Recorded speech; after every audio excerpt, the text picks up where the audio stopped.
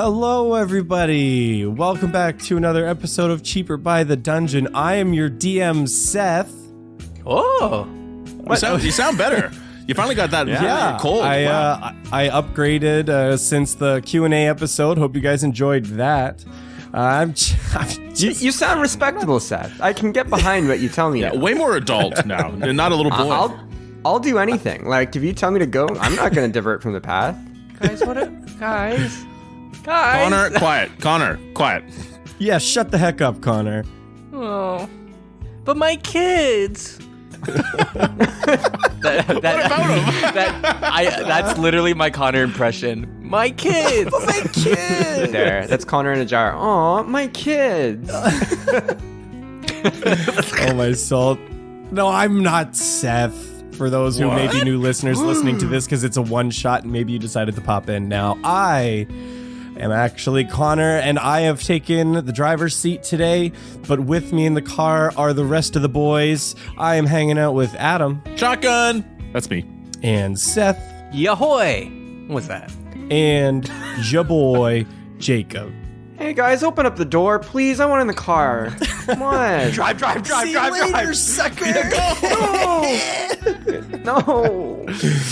And the camera stays with Jake as the car leaves.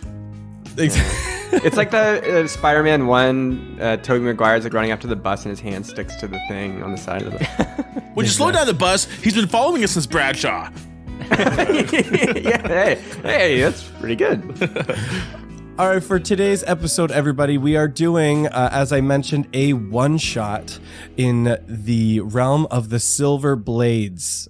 So for those of you who don't know, the Silver Blades are something that's a little bit of my own creation that exists canon within the world of Ohm, which is the beautiful world that Seth has built for us and for this show, that they are kind of a separate apolitical entity, but we'll learn a little more about them in just a minute. For our patrons who are at our one-shot tier, you will have heard a bit of Silverblade adventuring. In the past, we did a Silverblade one-shot a while back, and that was quite the journey. It was supposed to be one episode and ended up being two, because it was like 5 hours long. So I've learned a little since then. We're going to reduce it hopefully a little bit in the runtime so we can get this all done in one episode today, but knowing the rest of the guys, we'll see what happens. But it's going to be a great time. It's going to be a lot of fun. And are you guys pretty much ready to jump right into it? Boom. I think so. Wait, my seatbelt's not just on. so people know, this will be like it's like a continuation, but it's like it'll still be its own kind of self-contained thing. You don't have to listen to the other one, but we'd still like you to. That is correct. We wanted this to be, open to all of our non-Patreon listeners as well, because we still love all y'all, and so we want you to still be up and having fun with it. So, gentlemen, I heard Seth is missing his seatbelt, so I'd like all passengers to be checking your seatbelts in. I'm in one of those booster seats, and it's kind of hard to get it around my chest. That's too real. That's my daughter every single time. Anyway. See, the impression was spot on. My kids! My kids! You're just a dad in love. That's great. Yeah. Someone just let me in the car. Oh, yeah, here, I'll pop the trunk. Hop in! Okay. Right on. So, on that wonderful note, we are going to dive right back into the world of Ohm, but somewhere a little different. So for those who are uninitiated, the Silver Blades are a global organization of monster hunters in the world of Ohm. They are an apolitical organization with no state or power alignment beyond approvals to establish roots in various territories. Most states welcome them with open arms as they focus solely on protecting the innocent and slaying monsters. All are welcome to join the Silver Blades regardless of their past, as long as they are willing to adhere to the core tenets. The tenets are as follows. Do not kill the innocent, do not harm another Silver Blade, and do not let any monster go unpunished. For those who listen to the Christmas special, it is not the tenets listed in the Christmas special. They were misinformed. Failure to follow any of these core tenets may result in immediate and in some cases violent expulsion. The past of someone is absolved in the eyes of the Silver Blades if they swear to the Tenants, and the power behind the organization will protect those who join politically to the point that it does not jeopardize their global neutrality. Many states in the past have used the organization as a kind of exile, but this is still rare. Most are honest folk with their own pasts and woes. You can ask almost any Silver Blade why they joined, and they have their reasons, though many are not always keen to share. Today, we find ourselves under a gray sky as the rain pours down on various eclectically armored warriors of various types. It's a Silver Blade funeral. For lower-ranking Silver Blades, the funeral is held near where the blade was slain, and today we find ourselves outside the city of Waypoint, where patrons may remember is where the last Silver Blade adventure took place. A Goliath barbarian takes the podium. You recognize him as Dragor Stoneblade. He's a Goliath barbarian. He is one of the 5 heads of the Silver Blades, who is responsible for training and recruitment. I would just like to thank you all for coming today to honor the memory of another fallen Silver Blade. It is with a heavy heart that we must be standing in front of the grave of Curb Dingham. For those who don't know, Curb Dingham was Jacob's wonderful character from our Patreon exclusive episode.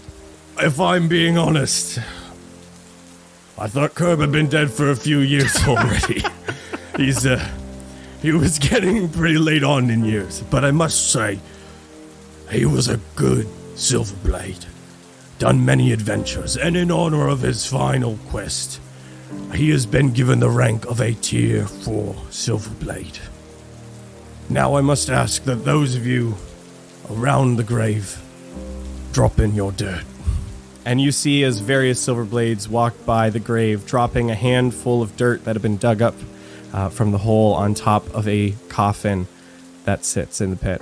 And as various members make their passes by to drop in some dirt, Seth and Adam, do the two of you decide to make a pass as well? I wait for Seth's character to go first, because I kind of follow his lead on this.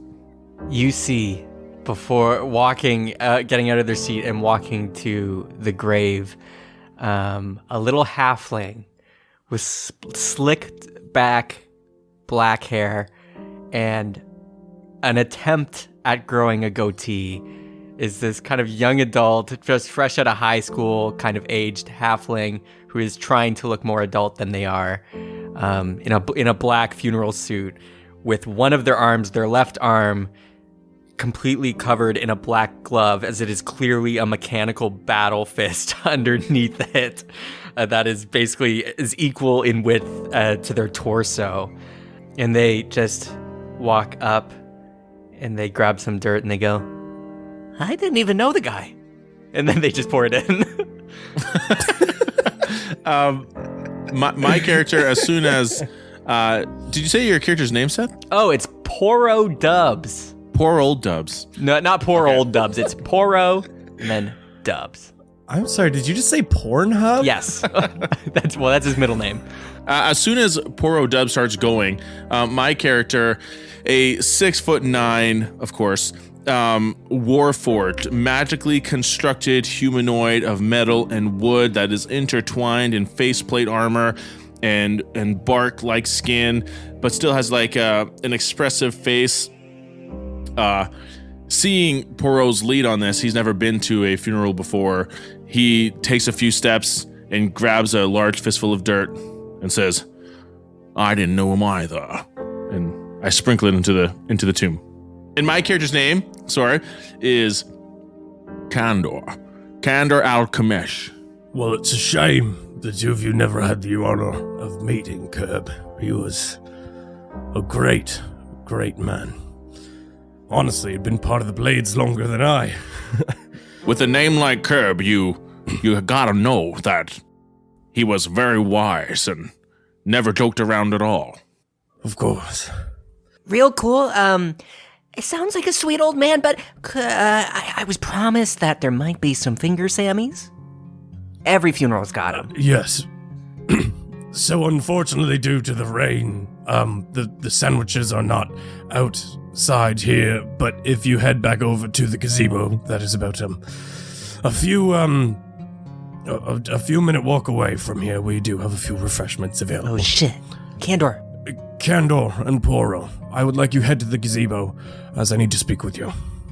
Yeah, let's go. Candor. Of course. Thank you all for coming to the funeral today. As the remainder of the interment will now take place, you are all dismissed. And you see the various members of the Silver Blade, take one quick look. You can tell many of the people here have no idea who Kerb is, but there are a handful who do, and they linger a few minutes longer, staring over this empty grave.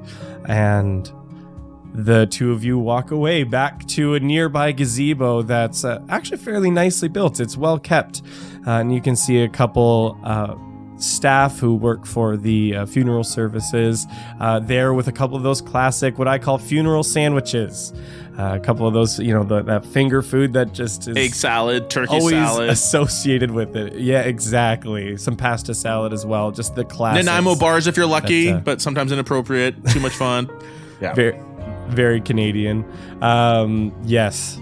And while the two of you are there, you've got a couple sandwiches you're shoving into your mouth. Dragor Stoneblade comes up to the two of you and says, Gentlemen, I do have one other message I need to convey to you. Is it that these sandwiches are shit? Ugh. I was thinking much the same. I'm sorry if they're not to your liking. I think we picked one of the lower tier packages. Do you even know who I am? Yes, I'm the head of recruitment and training. Of course I know Then who you you'd are. know about my family's business, the Mr. Dub subs. Get them to cater. We don't care much for people's past after they've joined the Silver Blade, but we will keep that in mind for future, events. Yeah, you better. No, the two of you, I've been asked to convey that, the two of you have a letter that's being sent from the keep. It's being delivered to a local den nearby. So, head over there, and it's, just outside of the city of Waypoint. Yeah, Sounds good to me. I love mail. Perfect. And, again, I thought you knew Kerb, but thank you for coming, I guess. It's always good to honor our brothers who follow. Well, I was told it was mandatory to be here. It kind of is, yes. So I wasn't going to say anything. It's just to... Then all is well that ends well. Good day. And I start walking away. Man, that guy is rude, but yeah, I gotta follow him because we're kind of partnered recently. Yes, I'm Anyways, aware. get better Sammys! Mr. Dub subs! Here's a coupon, by the way. Thank you. Godspeed. And the two of you head off, and you start making your way back to the city of Waypoint, where there is a local den. On your way towards the city, it's a well-forested area. You see a cloaked figure that is observing the two of you from a distance, and you notice. Oh, what the fuck? Looks strange to me. Hey! If you're looking for sandwiches, don't go that way! Oh, I would never. Sandwiches never touch the stuff. What? Can't say I'm a fan. They're really only meant for little nibbles. here. Candor, get ready to attack. I already am. I'm ready. You two just came from that funeral, didn't you? I saw you from all the way over here. You see, I've got a keen eye. I mean, you just came out of the trees and started staring at us. I don't know how keen that is, but... I've been staring at you two for quite some time now. The fuck? How You see, long? I knew the man who was dead there. Well, What was his name? will you tell us? Good. I want you to say his name. It was Kerb Dingham. Yes, Kerb Dingham. You heard of him, eh? You were at the funeral. Well, we were mandated to be there. Mandated now, eh? That's what they're doing. Well, I did see when the time came for you two young'uns to dump some dirt in the hole. I didn't see much dirt from you, little one. Well, it's because I wasn't going to use my big hand. I used my little one. And I'm a halfling. Halfling, eh? I thought you had keen eyes. That shouldn't be a surprise. Oh, I'm sorry. Anything far away looks pretty much the same. I don't blame you. But yeah, we were at this old guy's funeral, died of old age. Now he's a level 4, which I didn't know you can level up just by dying. That seems kind of lame, but... Bit of a anyways. cheat code. Oh. Cheat code, yeah. Well, let's see. You two seem like some smart little people then. You know, you stuck up for yourselves in the face of mandatory funeral. Well, you have to. Well, I would love to travel with you two. You see, I've got this pesky granddaughter that keeps kicking me out of the house. And I'm bored. Well, we're on our way for official Silverblade's business. I'm not sure if you would be safe traveling with us. Well, I'll accompany you then. I don't get more official. You see, I'm also a Silverblade. Is that so? Yes, I'll let you in on a more dirty secret then. Okay.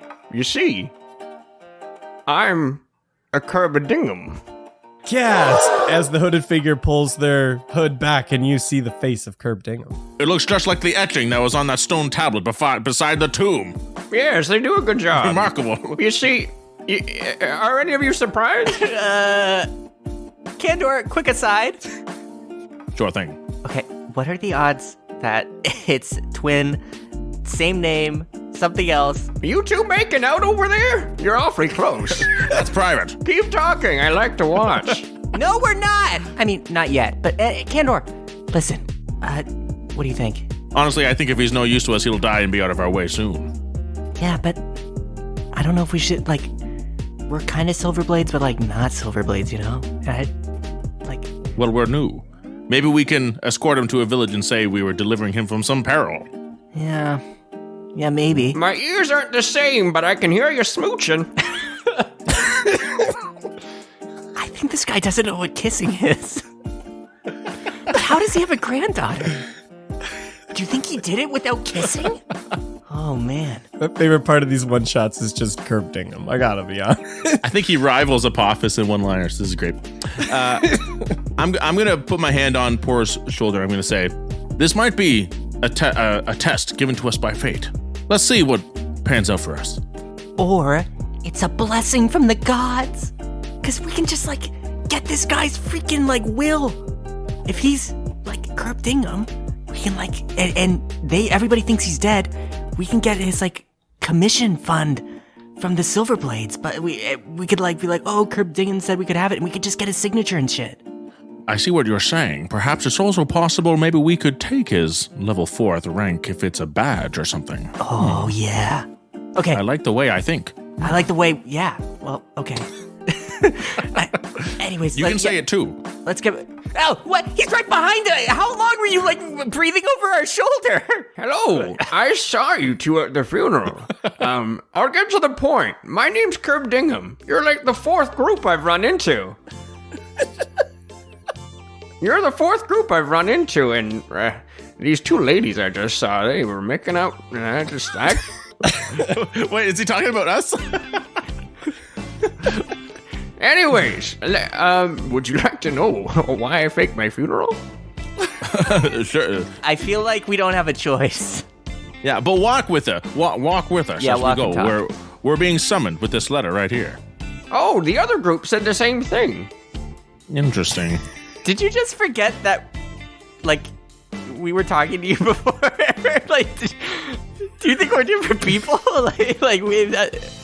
Okay. Yeah, I walk out of Curb Dingham's line of sight and then I walk back in. I say, hello. Hello. What's your name? We've been through this, Missy. I don't play games. Clearly not. My name's Candor. Nice to meet you. You see, it takes a keen mind to set something up like I just did. You see, every few years I fake my death. You know, find a body, side of the road. It's home, you see. Not too hard to come by. You know, you plop it over by... what? Keep going.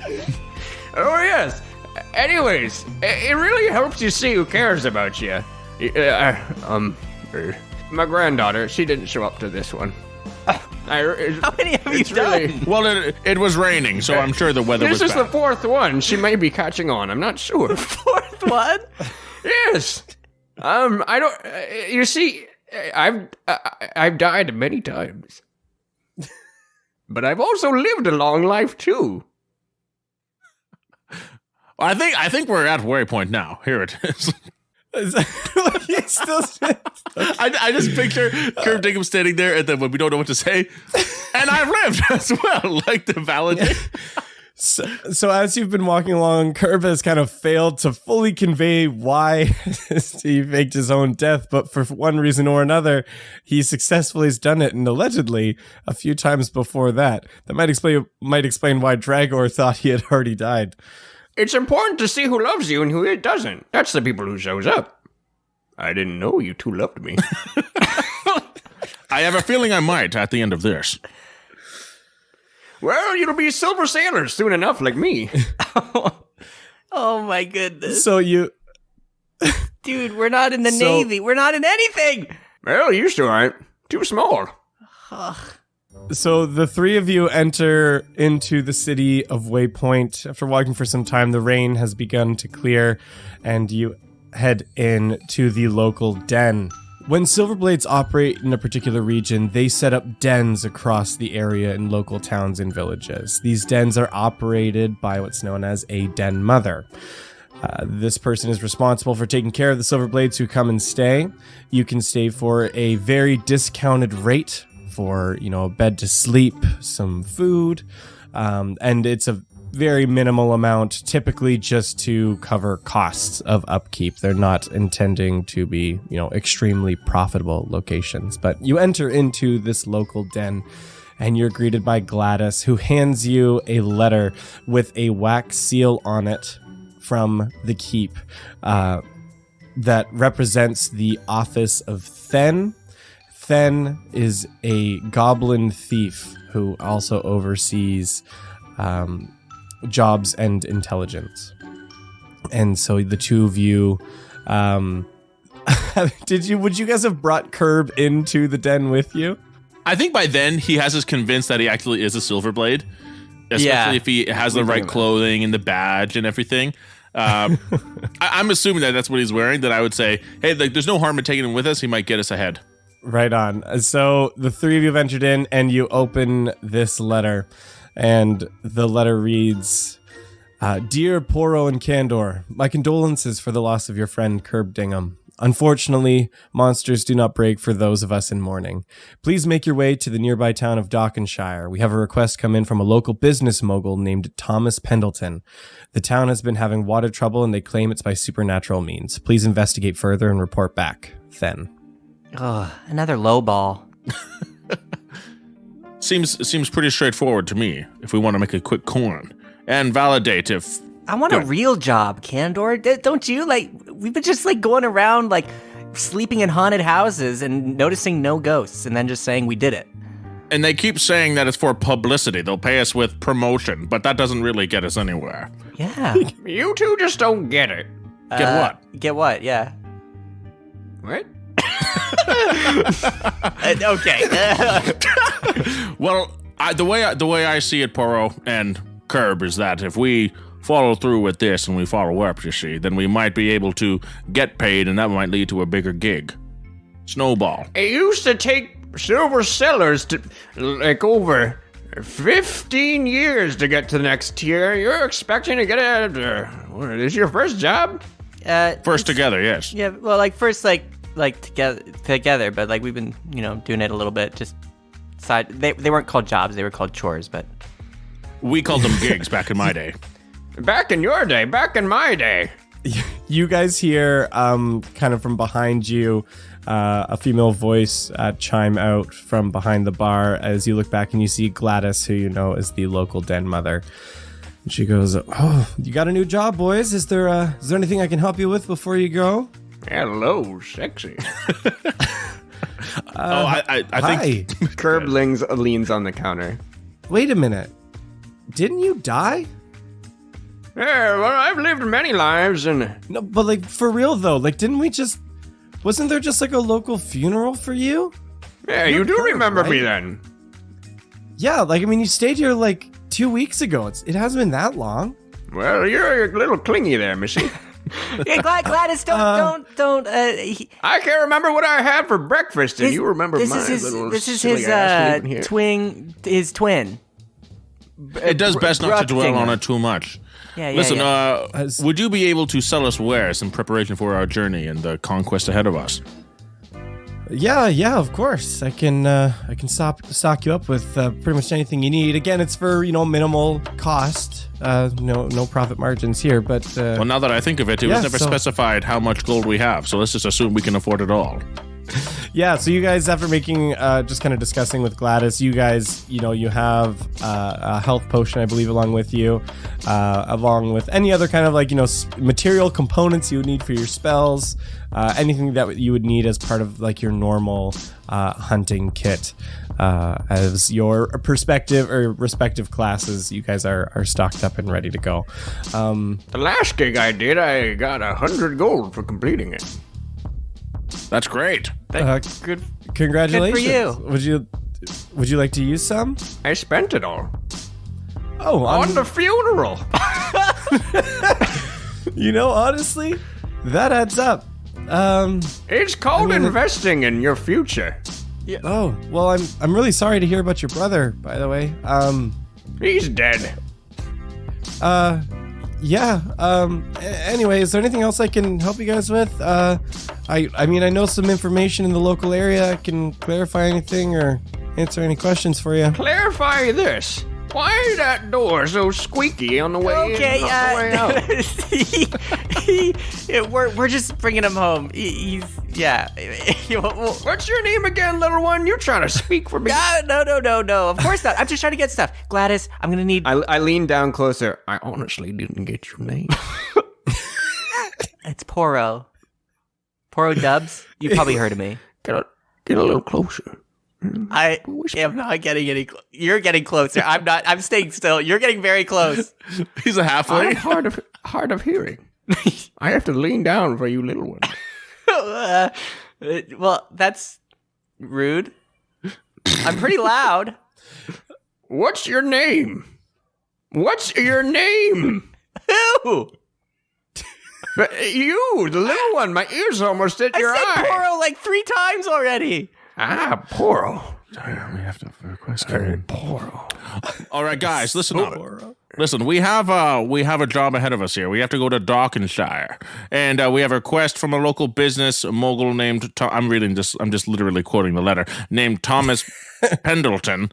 They have water problems that are being caused by supernatural means. So, I say we go there. Gladys, do you know much about this town of Darkenshire? Can you tell us anything about these water troubles they've been having? Well, I don't know much about. I've just heard a few rumors about the water troubles, but did you say from Thomas Pendleton? Nope, that's not what I said. Now I feel like I said too much. I think I heard that. Thomas Pendleton. Yep. From the Pendletons, I would think. Like you guys, you're not familiar with the name? Well, I know, but these two don't. Maybe you could. Well, I think since everybody doesn't know my family, and people don't know about me here, I think they probably don't know about Thomas. I know Thomas, so we go way back. Make a history check, Adam. Nice. Okay. If anybody else would like to make a history check as well to see what you I would like to make a history check as I try to protect my lie I just told. 13 plus 1, 14. 16. History? I've lived it. Can I do a live check? Maybe that'd be survival. Constitution. So, yeah, from what...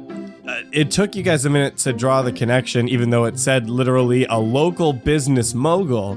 But the Pendletons are a renowned business family in the region.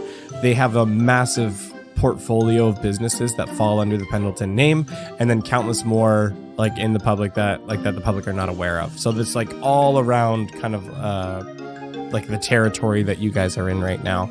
Like the Pendleton that sells the wieners.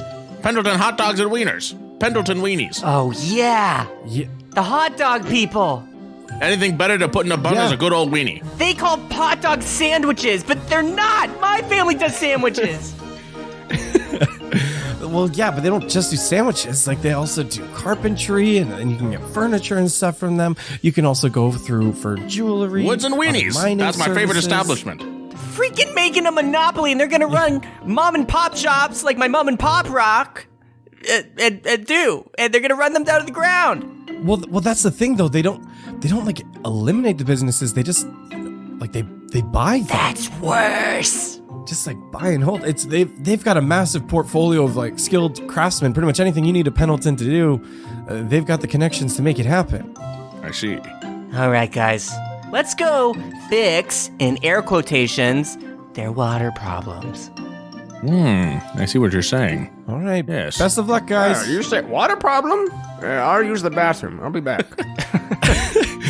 So after Curb completes his little water break in the water closet, It's okay. You can call it a tinkle sprinkle voice in this guy. well, it's actually just a regular closet full of coats, and you just peed in the corner. no. Don't mind me. You walk out, you rent a local carriage, and you make your way off to the town of Dockenshire. Well, on the way there, I lean over to Poro. I bet you're wondering why I peed in that closet. Yeah, a little, to be honest. It's a little silver Susie trick that I learned back in the day. To ward off monsters? No, I had to go to the bathroom. That's not a trick. Where do you gotta go? Go wash your hands. They're dripping. I ain't asking where the bathroom is. At your age, it's not a straight shot. It's a freaking, like, hose. It's just... How old are you? You seem like you got a tongue on you that would rival a 50-year-old. Really? Thank you.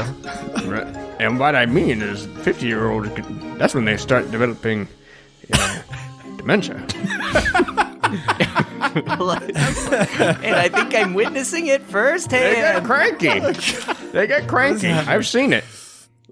So the three of you set off on this carriage to the town of Dockenshire. And the town of Dockenshire is a fairly prosperous town with a sizable population. Industry is thriving, and there are a variety of craftsmen and shops that make their residency there. Apart from one of the major metropolises of Ohm, like Orem, for example, you won't find a more naturally growing area of industry. However, as you guys approach this city, you get this ominous feeling in the air as you approach. And as you enter in, you see there's a lot of people that are not looking well. Some are looking a little sickly and weak, almost a little bit green in the face in a nauseous way, and others look extremely dehydrated. And as you make your way in and step off the carriage, you can tell this, on a good day, this would be a great city to be in. But right now, it's looking pretty rough. You ask a few local residents about the directions to the Pendleton estate, and they send you directions to the north end of town. And as you continue to make your way there, you come up to a massive estate with a large grass lawn that's well kept in trees. Except as you step closer and closer, you see the grass is actually starting to wither. This would normally be a beautiful estate, but it seems the water issues that were mentioned in the letter are legitimate. And you start to make your way towards this gorgeous Victorian-style mansion. And you are greeted by a female orc maid. As we walk up, I'm going to say, it seems like the water problems are legitimate. It seems like they're subterranean as well. The water be affecting underneath the grass. It's not just where the water flows. Yeah, you're a smart one, aren't you? Well, Thank you for I try. pointing out the obvious. I mean, we can leave. We can leave. I can tell by your attire that you are Silver Blades. That we and are. You've received our request. I can take you to Thomas. Wow, you're just offering up everything. Right on a silver platter for a silver Susie. I'm not sure if you've noticed all of the dehydrated and slowly dying citizens in the village. I do not think there is time to waste. It's a common cold. Doesn't look that bad. That's what everyone says when it's something actually more serious. Those in denial. Look, we're just here to get paid. Where's the monster? It's around here somewhere. I can smell it. Yeah, DM, I roll a find the monster check. So you are aware, I am Jesse. And if you I didn't know that, but nice to meet you, Jesse. Isn't that the same name as your granddaughter? I can't remember. Nice. You think I know that stuff? I'm old.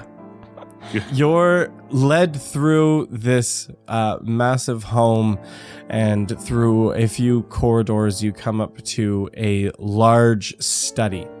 And as you step inside, you see a fit-looking elven businessman with tan skin and straight dark hair down just past their shoulders, wearing a royal blue twin-tailed coat. And he presently stands in his large study that's lined with numerous books, and he's poring over papers and documents that are scattered all around. And you can see he's looking very stressed as he pores over this. Jesse knocks on the door and says, "Sir, the Silver Blades have arrived." And you see him stand tall to look formal and says, "Why, yes, of course, gentlemen. Please come inside. Come inside. I thank you for your timely arrival. We only sent the request out just a short week ago, and you've already come. Thank you. Please take a You seat should over know here." it's Silverblade etiquette to offer us a gift before we walk inside. Oh, I'm quite sorry. I'm not familiar with the custom. A health potion will do. I'm afraid those are in fairly short supply right now with the issue of water not in the short area. enough, you see, to fix your problem. You see, I'm old. I could die any second, but I'm all you got. Jesse, would you please head to the alchemy lab and see if there's anything we can muster up for our guests? You see, boys, I'll let you in a little Silverblade trick. They don't believe you, or they don't believe anything if you're old. That's why I've stayed old for so long. I'm going to shout down the hallway. I have a background in alchemy. I'll know the real deal. Poro, you're friends with this guy? Yes, and you know what? You're starting to grow on me. Well, let's hope it don't grow on you. I'm sorry, yes, you mentioned Poro. I didn't... sorry, I don't know if I should welcome you in or not. Are you comfortable just taking a seat while we wait for the delivery of the... see if there's something available? You don't know what's in your own house? I don't directly manage the entire inventory. It's the rich. See, Poro, we don't want to get too comfy Oh, with this I guy. agree. Listen, Tom. They don't even know what's in their own closets. Yes, I'll take a seat, but I expect a little pat on the back after. Look, with the water supply issues, we just are in short supply. It's tough to make potions and tinctures when you don't have water to use for making the potions. Yes, tale as old as time. The water main gets poisoned, and suddenly everything falls apart. Sure. Jesse, please do hurry back. And as he calls out, Yes, Jesse, hurry back. Jesse walks in with 3 small vials and hands them to the 3 of you, and she goes, "Our apologies for forgetting your gift. This is some peppermint oil and can help with a headache if you're feeling a little dehydrated during your time." Give it to the young ones. They'll need it. I can recognize the sacrifice it would take to give us these in this time when water is so short supply. What makes you think we would be your best choice, and what information do you have regarding this dilemma?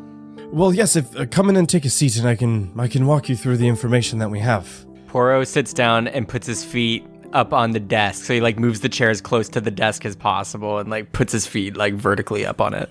You're basically perpendicular to the floor. Yeah. So small. It's a sign of dominance. I sit on the arm of a chair. That's genuine leather. That's fine. That's fine. Okay, if I that's have to makes you feel apologize for comfortable. the rudeness of my associate. You're really keeping Thomas on his toes. I'm sorry, I don't believe I've formally introduced myself. I am Thomas Pendleton. I am the current head of the Pendleton family and estate. You may be familiar with our business practices. Yes, Thomas Pendleton, a Pendletons. Words and weenies. Yes, we do sausages and other cured meats. That is one part of our industry that we do operate in. But we. Oh, so your beyond that meats as are well. cured. Well, we'll take those too. Potions are fine, but if the meats are cured, I can check in. Yeah, Jesse, please check the kitchen if we have any spare cured meats. Are you hungry? Do you want us just to provide you with some food? I've never heard of curable meats. Cured meats, like Yes, I jerky or know. salami. Cured. Yeah, you're holding it from the village people. Classic. They're rich people. I like it. Listen, Tom, sorry for my senile friend here. Poro Dubs, I'm sure you've heard of me or my family. Listen. Actually, surprisingly, I have. They're quite the up-and-coming subway chain, if I am familiar. Yes, I was not expecting you to know me, but now I'm glad that you do. But Don't believe it. This kid throws up sandwiches. I've seen it. but listen, you're not gonna sweet talk me. Let's cut the crap, Tom. There's no monster here. The water problem and the monster are you, because you have ruined the land with your capitalism, industrialization, other big words that apply to you, and mostly hot dog water. I'm going to raise my finger and I'm going to say, give us a moment. And I'm going to kind of like lean forward to kind of pivot and turn and get down in front of Porcelus and say, I believe a better strategy might be wait until we have leverage on them and then exploit them at the end. Oh shit, yeah, right. Scratch it, Tom, I'll hear you out. Go on. Right. Okay.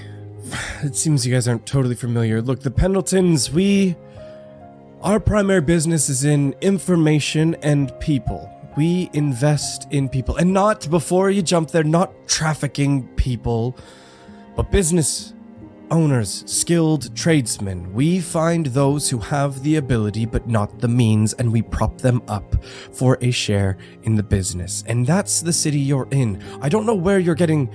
It feels like we're getting off on the wrong foot here, like you have some perception that I'm exploiting those in the village, but it's quite the contrary. It's a very prosperous partnership between all of us. We provide the means for them to get their businesses off the ground, and we get a share of the profits. It's quite a fair deal, actually.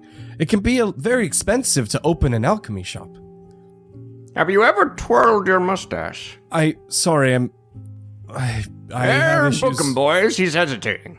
I have issues growing facial hair as an elf. It's kind of tough. That's okay. So does the little one.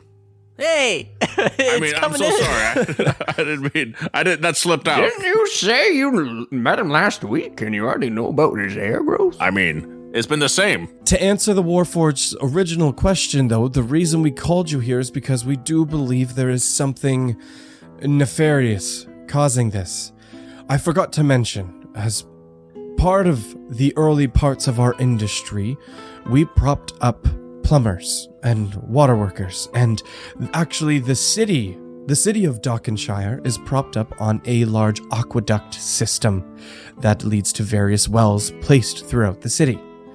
About 2 weeks ago, the water stopped flowing, and what does seem to come through is some brown, brackish fluid that some in their desperation have tried to drink, and it's made them very ill.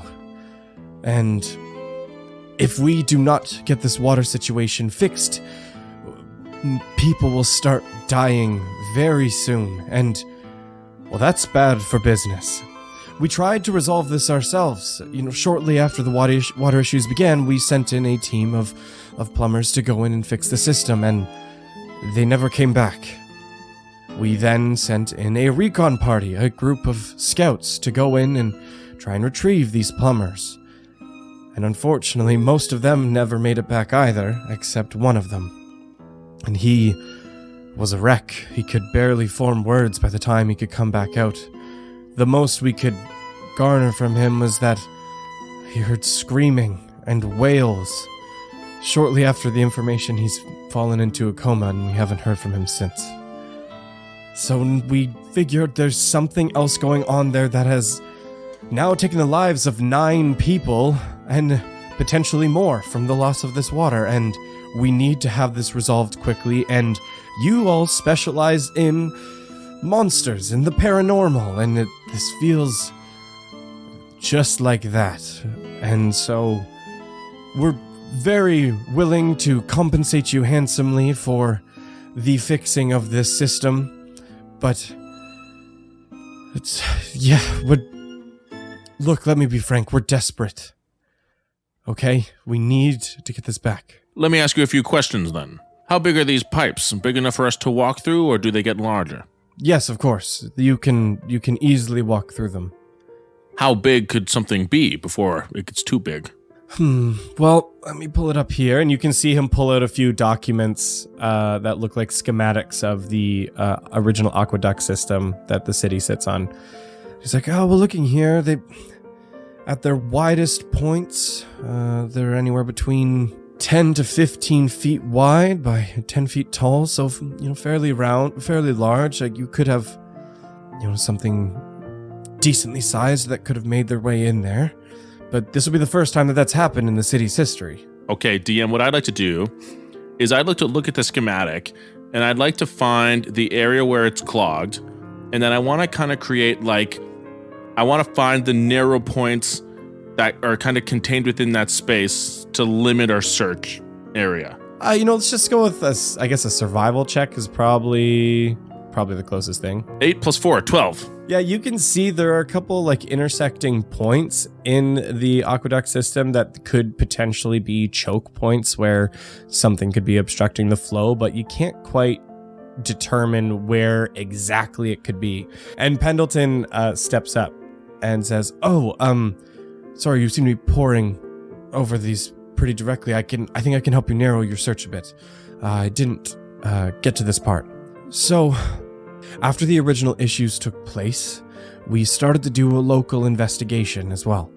And at that 2-week time, some traders from the Underdark that came through, and local reports tell us that they were robbed of a few of their items, and in a fit of rage threw something down the well near the center of town. And you can see him point to a well on the map and where it connects to the aqueduct system. It was not long after that the obstruction started, but we weren't able to find what they tossed down the drain. And they've since skipped town. Well, I guess that would be the obvious place to start our search. Yeah, it's likely somewhere down there. All right. Let's go do it. Let's get some evidence and then book this guy. Awesome, thank you. Yes, if you head to the south end of the city, there's a large entry point. Well, it's usually an exit, but fortunately, with the water being obstructed, you guys can enter freely. One last thing. The survivor, besides his mental state, did he have what kind of physical duress was he under? He was extremely exhausted, like something had worn him out fairly quickly, and the other reports were some kind of screams or wails. But no lashes, no bruises? No physical harm that we could find on the body, no. I see. Thank you. Good day. Wait, I'm steeping my tea still. Yep, feel free to finish. If I'm gonna be wading through shit in those pipes, I might as well bring one to drop.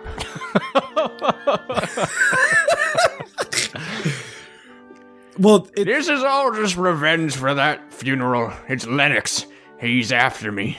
He wants Curb, but well, it'll have to die before he takes me, which is what he wants. Yes, well, the thing is, fortunately, you guys are going through the drinking supply. It's actually largely clean water that flows through those areas. It shouldn't be too messy. Well, when you're as old as I am, where you put your drinking water, might as well you can put anything. I'm saying I really just go wherever I can. I've seen it earlier. There's no rules. The pipes all flow down to the same hole. Just don't check your closets. Okay. Reminds me, I left my coat in your closet. Or did I? I need to see your closet for my coat. Don't let him. It's a trick. Oh gosh. If you need to relieve yourself, sir, we have various locations for you to do that. There's no need for you to go in the closet. You're still wearing your coat. I know. Anyway, so we prepared the copy of the schematics for you. Should help you be able to navigate through the duct system so you don't get lost. And he hands... I'll get lost no matter what. I won't tell you to tell me that. Do you guys have any other questions for Thomas? I think I'm good. Yes. Are you looking for a grandfather? afraid Because not, I'm looking for a actually. grandchild. You look young enough. No, it's really funny you brought that up, actually. I was actually pouring through my grandfather's journals and notes trying to find this information. He actually was one of the founders of the city, so I thought maybe he had something else hidden in there that might connect to these screams and wails. Maybe there's something else that I could find, but Look, nothing's Sonny, I come don't up need yet. a whole backstory, grandfather or not. Could I borrow those books? I'm currently still going through them. I'm trying to see if I can find anything else for you. Might require a fresh pair of eyes. I mean, if you want to give them a quick read before you can go, that might be fine. Do you have a photocopier? I kind of want them. I feel like this might be a plot reveal later. I'm afraid I can't do that. Then, unfortunately, within the journals, there are some family trade secrets, and so I can't just freely give out that information. We know how to make hot dog water. It's not that hard. You can keep your secrets, though. All right. Just give us the damn map. You've offended us already. My child. He hands you the map and says, if I learn anything else, I will be sure to send a messenger after you to relay the information. All right. Let's go. We'll be back in an hour and a half. Time us. Okay. It's great. I would love for that. And then you all set off, and after being escorted off the premises by the orc maid Jessie, you are then make your way down to the southern end of the city, where there is what is traditionally an exit to the aqueduct system. It is not flowing at all, so you guys are able to freely enter into it. So you approach this aqueduct, and you can see normally there's a metal grate that would sit in front of it that would prevent entry, and that has been pushed up and left open. You can either presume by previous parties or maybe something else, you're unsure. And you can see where normally you would see the water flowing out, you see some of this dark fluid that's just kind of, slowly, almost like sludge, just like dripping off of the end of this aqueduct. I get some in a vial for a tattoo later on. Oh, wait, wrong character. Go on. Oh, right. Okay. Yeah. And so would the three of you like to head inside? Let's go, boys. But know that the case has already been solved. You see, it's always the butler. I pricked her with poison before we left. What? Awesome. So, Just in case. You know, she was a named NPC. Suspicious enough. Oh my gosh. Do you have the antidote? Well, no, I mean, if I'm wrong, well, there's just another body for the next Oh, okay. We gotta get out of here quick. Okay. Let's take our time. The poison sets in about an hour. Real quick though, what are our guesses? I'm betting on either like just a hairball or a griffin or Seth, you're obsessed with griffins. Oh I my think it might be. It might be one. You don't know. just for the listeners, and we probably should have mentioned this earlier, but within the Silver Blades, there are 6 ranks. There's tiers 1 through 5, and then the 6th rank, which is the highest rank you can be, is a Beowulf. Seth, where does Poro fall in the ranks? Rank 2. Okay, pretty low. He's not green, but he's pretty low. And where does Candor fall? Definitely rank 1 for sure. This is like one of my first times with with a party. Okay, very, very fresh as well. And for patrons who may remember, Curb was actually a tier 3 in the last episode, but according to the funeral, he has been given an honorary rank. So even though he's only faked his own death, he's still technically a tier 4 Silver Blade That's now. pretty hard to do. That's worth the rank. And on Yeah. my 51st birthday. Curb is the definition of failing upwards. He's only 51. No, I'm 76. Yeah, I've been in the Silver Blades for... Actually... yeah, I got that wrong. Oh my goodness, I'm getting old. Anyways, let's catch this griffin. DM, I'm going to cast light on my... I have a staff. Or no, I have a mace, sorry. And I'm going to cast light on it. And I'm going to take up the rear because I think I'm by far the tallest. I don't want to obscure vision. So I'll take up the rear. Okay, you want to take up the rear? Who wants to helm leading the way through the aqueducts with the map? I'll do it. Okay. So you're going to be in front then? Yeah, and I take my glove off, my fist, my black glove, and you see just a large metal, basically Doom fist. Amazing. And Curb, that places you right in the smack dab in the middle. Just where I like it. The body's touching me all over. So, The front and the back. Choo-choo. Yeah. So, I have high standards for my stop caboose. I give Adam a look. yep. Well, they call me Warforged for a reason. Can do or can do. That's all I want to hear out of your mouth. Can door for you. And Poro, don't look back. Or you'll really know what it means to be part of the sub. Map, looking at the map. You are helming the team. The guys don't shut up, but make your survival check to navigate your way through the aqueducts.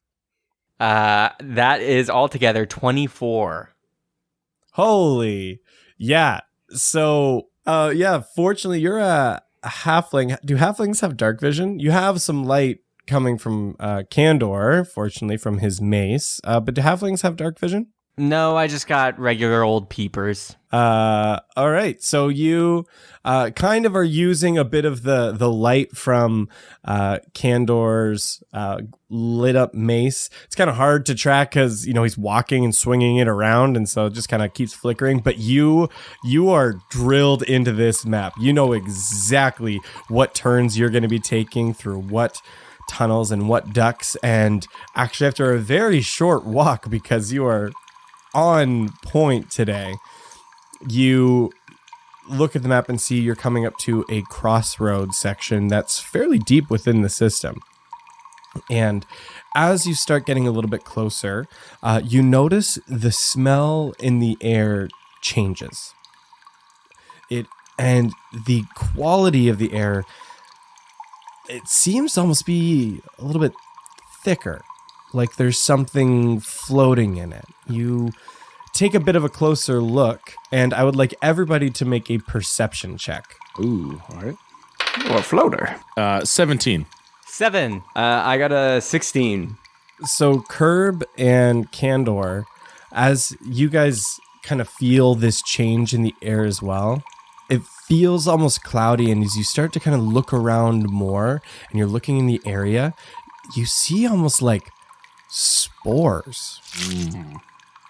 These weird plant-like spores that are kind of floating in the air. And it's starting to get like a little bit harder to breathe. Nothing dangerous, but like you find yourself taking that extra bit of work to try and make sure you're getting enough oxygen, and you start walking farther and closer towards where these spores are coming from. And as you do, you see what comes into the light. These massive fungus clusters that are just completely sticking in this pipe, that it's blocking this crucial kind of like intersection that they have sprouted up. And you can see from the water that they're blocking, you're seeing this other kind of disgusting fluid flowing through the pipe. And so you can tell that this is the source. But these massive fungi that are there. And that's where we're going to take a break. No!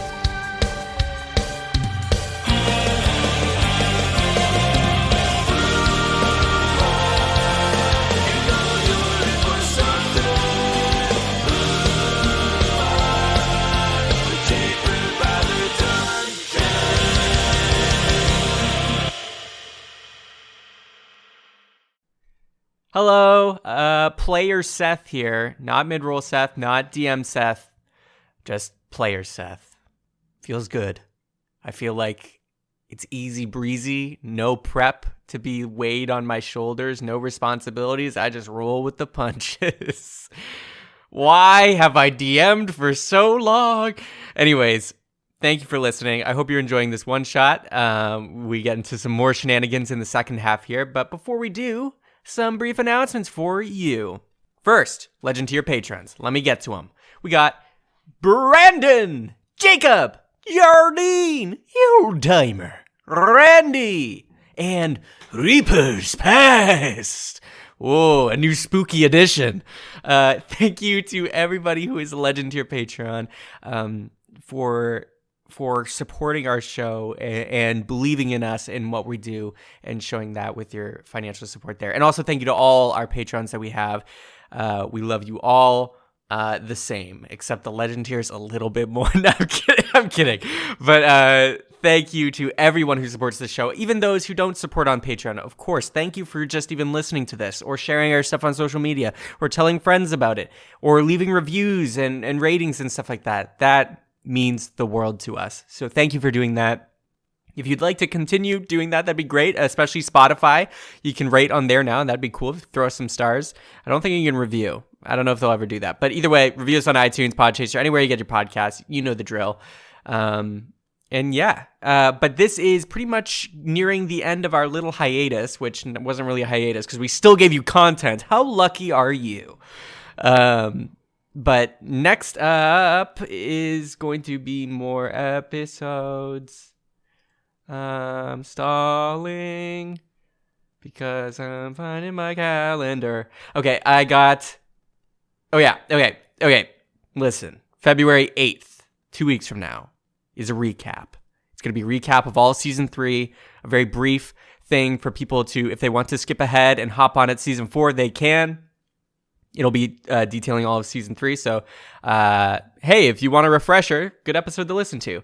And on the 15th, 1 week after the recap, is when Season 4 will kick off in full gear.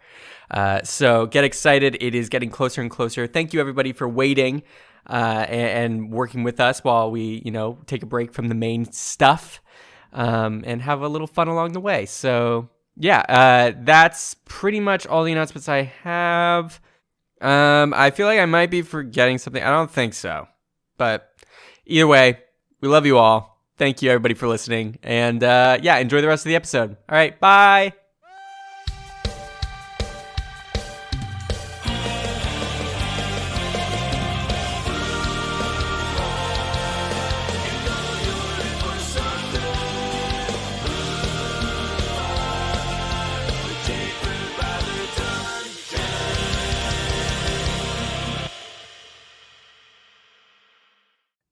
And we're back, everybody. Hope you enjoyed that little break there. I'm sure you guys got some wonderful information from either Seth or Jacob, and always concise as always. And they definitely remembered to have their calendar open in the middle. Hey, of it. I don't like these attacks. I think this is too targeted. Randy. Old timer. Old timer. Okay. So, last we left off, the three of you were in this dark, spore-filled aqueduct, or sewer, as some other people might call it, that is currently in front of you. You see this mass of various funky colored mushrooms and fungi that are piled there, and it seems that this is likely the cause of the spores that you're seeing within the air, and appears to be the obstruction of the water. And as you continue to look at this cluster of fungi, just faintly in the distance, you just hear a very brief little Curb? Was that you? What? No. Did you hear something? Yeah, I thought you were dying again. No, that's next Friday. I expect you there. Wait, you did it 4 times back to back, like in weeks? Well, there weren't a lot of people that showed up this one. I'll give them a second Still a chance. pretty good turnout for a 4th fake funeral. Or 5th, I guess. I expect more dirt next time. Anyways, shh, listen. Everybody make a perception check. Hold on. Before I do, DM, can I grab a rock, cast light on that, and throw it towards the sound? Well, make your perception check. Because you're in this aqueduct. So that's why you need to make the perception check first. All right. Well, natural 1. So I Oof. throw it at myself. Yeah. What did everybody else get? I got a 11. I got a 5. I'm confused. Yeah. With those checks, you guys can't really tell what the origin of that sound was.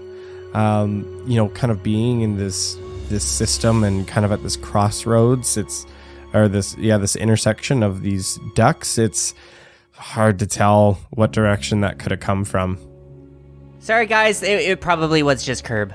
He doesn't always know the sound he makes. Very, very possible. Very possible. But Sandwich Boy, maybe you could make us, if you heard it, maybe mirror the voice. Yeah, go for it. We won't judge. Do your best.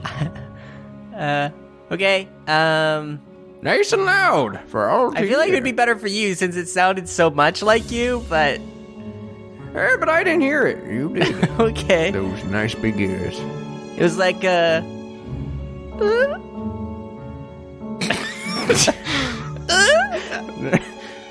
can't do it. I think it was like that. Never mind. I mean, we call this a wash, boys. Nothing we can do. Spores isn't my thing. Is there enough space for us to keep walking? Yeah, so you could either head back down the aqueduct that you came. There's an aqueduct path to your left, a path to your right, and then straight ahead of you at this point is this mass of fungi. I'm tempted to burn it. I'm tempted to touch it. Go for it. I'm tempted to pee on it. That's everything. I think we should all do all three. Do you know what? I'm going to cast Firebolt on the mushrooms. On the cluster of mushrooms? Yeah. Don't they call that a smoking toke? Am I crazy? I think you may have done it one too many times. Doobie. Okay, so you're just gonna do it right there. Well, I'd like to think I have the propriety to like gesture everyone back, and I'm gonna back up like No. Well, how far back do you want to go? I'm gonna go back like 10 feet. Okay. So you step back, about 10 feet back from these fungi, and you cast a firebolt. And when you do, you see the firebolt flies through the air for a moment, lighting up this aqueduct system, colliding with this mass of fungi. And when it does, you see part of it just start to ignite, and then a mass of spores just explode from this pile of fungi. And I would like all of you to make a Constitution saving throw, because you are within 20 feet of the pile, or the mass of fungi. Breathe it in, boys. DM, I almost called you Seth. DM, would this be is this for poison? Just because I'm resistant to poison. Yep. So you are resistant to poison, so you'd be resistant to poison damage, but you still need to make a Constitution saving throw. Oh, okay. I got a 17. Oh, me too. 12 plus 5. Get out of here, you copycat. Got a 25. What? Shit. How does the old dying man who's had several funerals have ridiculous Well, I guess that explains it. That explains why he has That explains it. You answered your question with an answer, and here's another question. What's the question? What? I know. All the time. For listeners who don't know, Jacob min-maxed the hell out of Curb Dingham. So while he may be old and senile, he is rock solid and highly skilled. You don't spend So, 50 just keep that in years with the mind. Silver Sailors and not become a tier 4 over that amount of time without learning a few tricks. I thought you were going to say, for listeners, Jacob is not playing a character right now. This is what he's like actually off screen all the time. I'm still here. He's taking over my body. Help. Okay. Shut up. So Sorry, the voice in my head. So fortunately, all of you succeed. Hey, nice. You don't sound too enthused about that. Well, I mean, I would have liked for one of you to fail. I breathe it in. the three of you, quickly cover your mouths and turn away from this spore cloud that shoots out, and manage to kind of resist anything that may feel like it's trying to take hold in your body. But so nothing. But what if I wanted to let it take hold just a little bit? Oh, Curb, no. Stupid. Hey, if I'm gonna go on this bullshit journey, I want to have a bit of fun. Do you really want to just breathe it in?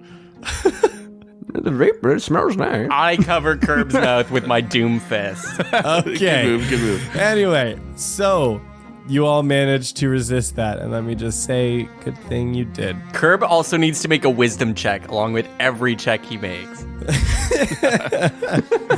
Does this make like a new path, or is it? So as you continue to look, you can see that definitely a good chunk of the cluster of fungi has been burned up, but there's still a few that remain kind of still obstructing some of the water. You can see a bit of the water has started to flow through, and as it's been loosened up, but there's still a few more fungi that are there. But there's still a couple. Guys, I'm gonna take a wager and say, even if we were to get rid of all these fungi here, I think this is a symptom. I don't think this is the root of the problem. I think we'd have to dig deeper, maybe elsewhere.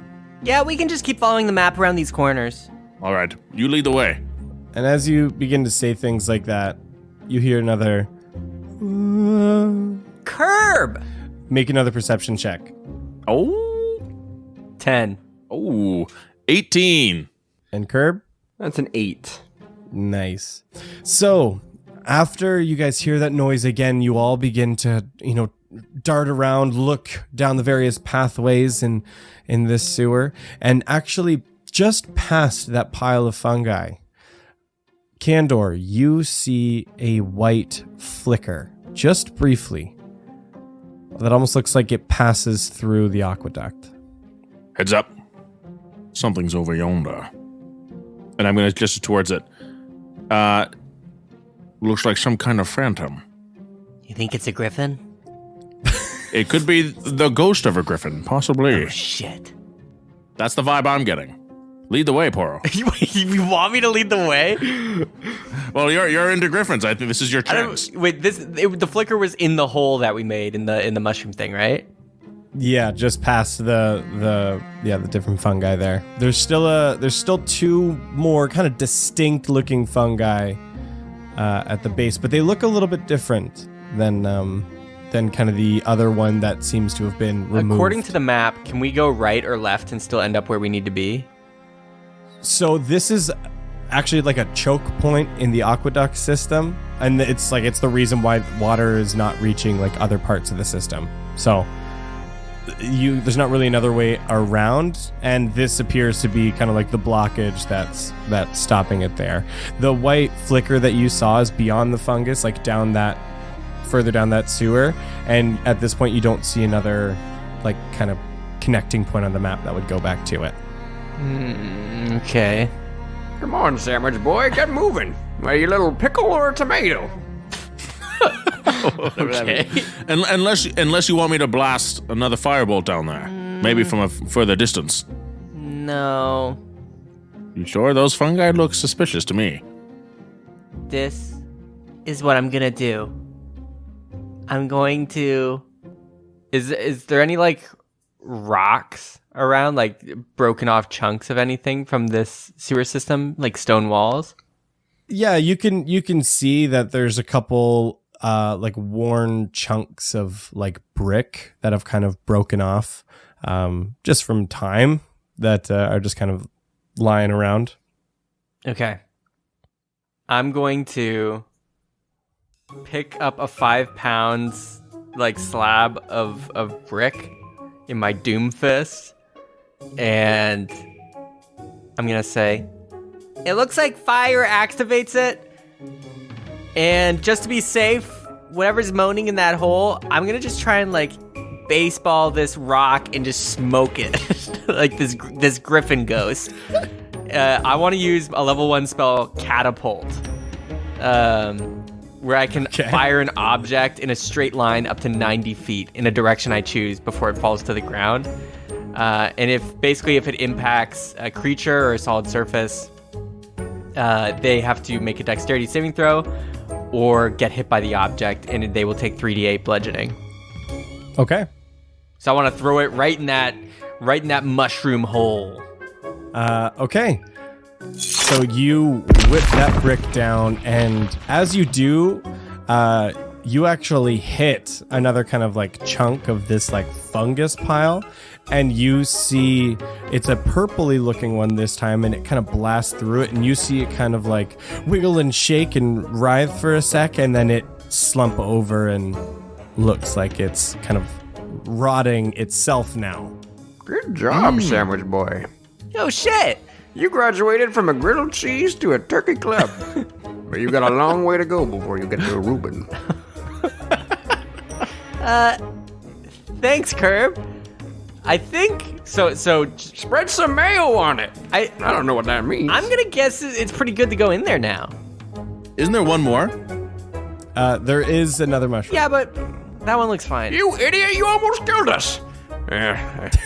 Always a grilled cheese, once a grilled Well, Curb, cheese. why don't you do something? Yeah, show us what you got. I took out one. Freaking Candor took I'm out just one. here supervising. Show us what you got, Curb. Yeah, show us what you got. Show what they got. Curb's gonna go Super Saiyan. Damn on it again. Like all, there's so much room in here. Well, what do you want me to do? Just shoot the thing? That didn't seem to work that well. It killed it. It like died. Yeah, but here I am. There you are. Now do something. All right. Shoot with the crossbow. It goes flying by freaking Poro's ear. Just for flavor, I closed my eyes. And you're shooting it at the mushroom? Mm-hmm. Roll to hit. Actually, wait. What's your bonus? What's your, to hit? You, +9.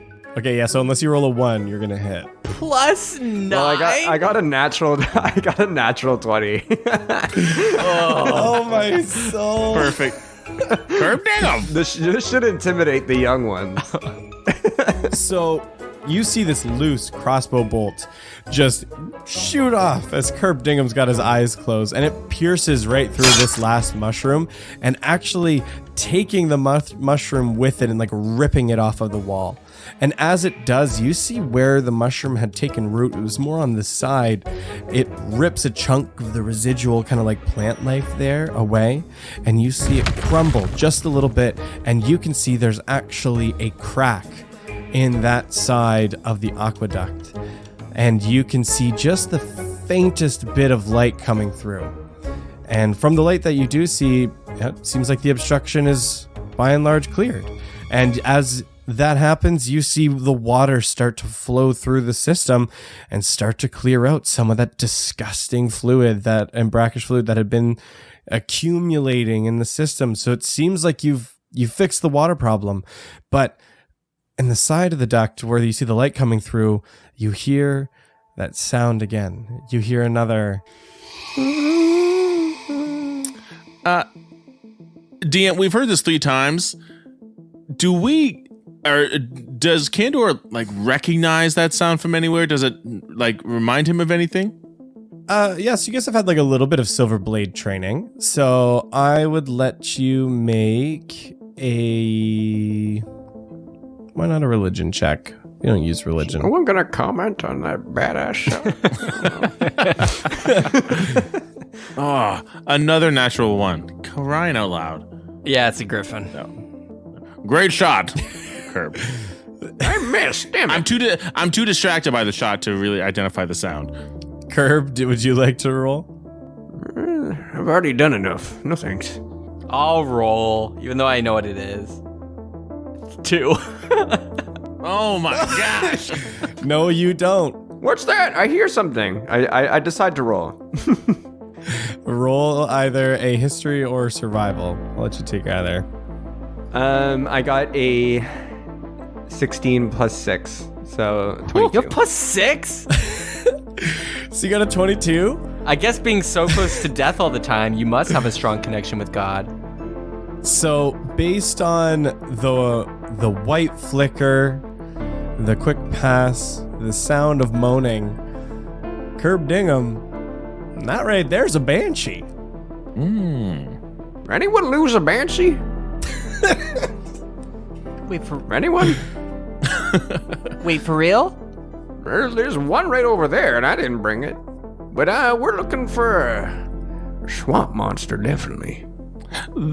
DM, the light coming through the crack, like, it doesn't look like that's coming from outside. It looks like there's a light source inside the wall. No, it feels like natural light. Oh.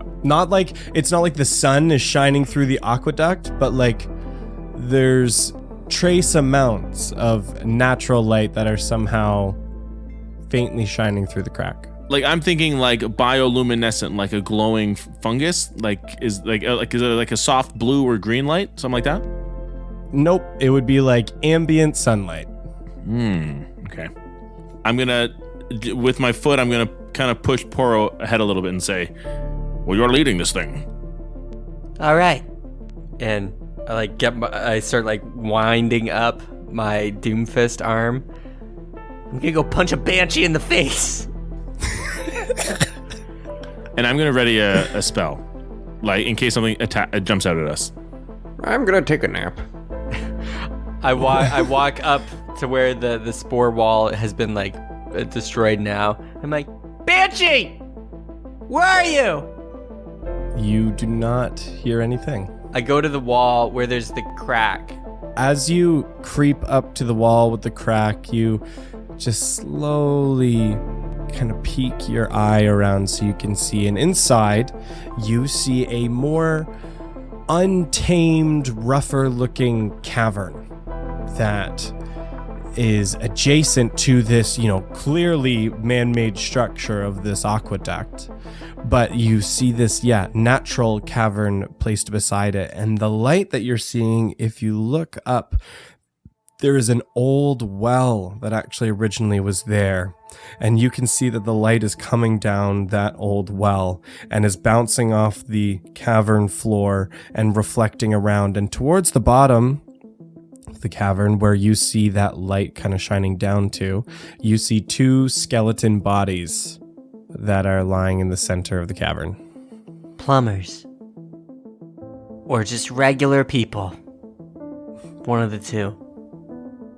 Either way, let's open this wall up! And I punch it with my Doomfist.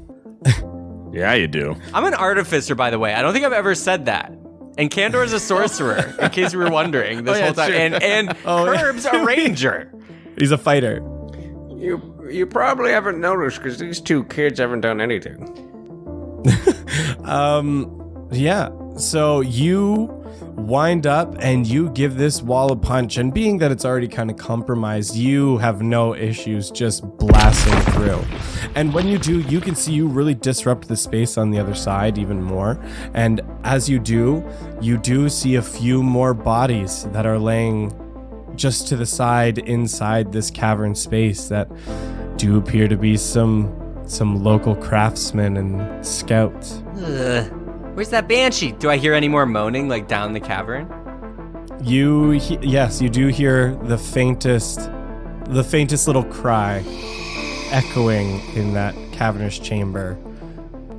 Feels like it's coming more from across, though, from where you're standing. And when you made the perception check before, I don't know if you did an actual check, but when you looked in the cavern and you see the skeletons laying at the bottom in the light shining down from the well, the skeletons look older from a distance. If they were a recent body, they wouldn't be skeletons like the ones that are lying there. Kind of gross to think that those bodies may have been there when they were drawing water from this place. Makes you sick. Well, yeah, I think that's why everybody's sick. They're drinking freaking gross water. A skeleton, kind of bony. DM, if it's all right, I'd like to go to the skeletons and maybe investigate them to see if there's anything particular on them. Sure. So you start making your way inside the cavern, and slowly, hesitantly, looking around as you know there's something near. And you see these two skeleton bodies. And as you get closer, you can tell these are the two bodies of what appear to be female elves that were once adorned with beautiful dresses. One that was red and one that was blue. And they're adorned with gold jewelry as well. But you can tell by the looks of these bodies that they're quite mangled. Like they may have had a large fall and were left here. Looks like they slipped and fell in the well, or someone pushed them. Can't say for sure. Do banshees do that? I don't think this is related. No, it has to be. They're in the same spot. That's always how it works. I think this might be the source of the Banshee. So let's make a survival or investigation or Which one of us, DM?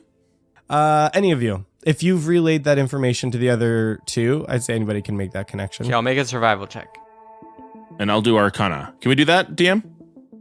Sure. Nice. 15. 8. So Candor, and then Curb, did you roll? He's taking a nap back in the other room. Remember that? Okay. So right. I gotta get my short rest back. That means we're dead. You're the only one good He at got a nat combat. 20. He's got to rest up before he does another. It takes a lot to just close your eyes and shoot. That's a lot of mental energy. I'll be back. As soon as you close your eyes, you're done. It's too close. Going off of the knowledge of that Curb gave you, that he believes it to be a banshee. What you know about banshees in your brief time with the Silver Blades is they're the undead remnants of elves who've been blessed with great beauty and failed to use their beauty to gift and use their gift to bring joy to the world, and instead they used their beauty to corrupt and control others. And so elves that have failed to do that are afflicted by the Banshee curse, and they experience no gladness, no feelings, only distress in the presence of living. You're telling me these bag of bones are beautiful? They may have been at one point. Suddenly you hear...